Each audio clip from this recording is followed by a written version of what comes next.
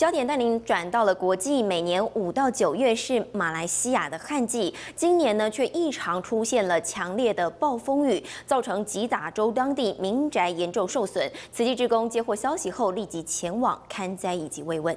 Bumbu macam ni juga, tapi dia angkat letak ni dapat elok-elok. Oh, boleh dahsyat nanti. Kita tak sangka belakang kita habis. Barang katil, almari mereka habis lah. Basah tak ada buat apa lah, tak sempat lah.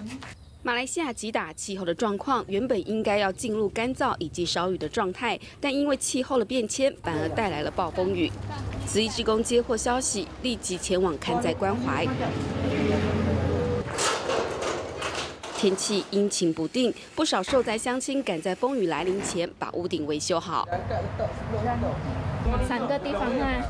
乡亲借出发放场地，志工负责布置，村长以及村委则是再次的确认名单以及通知受灾的乡亲。1公斤的薪送上慰问金，有22户家庭受惠。Lebih-lebih lagi dekat menyambut Hari Raya, perasaan saya amat terharu lah, terhutang budi lah pada persatuan ini yang membimbing berat kepada mangsa yang menimpa keadaan sedemikian ini. 小小的竹筒引起了乡亲们的好奇心，得知善款是来自十方大德的点滴汇聚，大家主动认领，也要做好事。Kita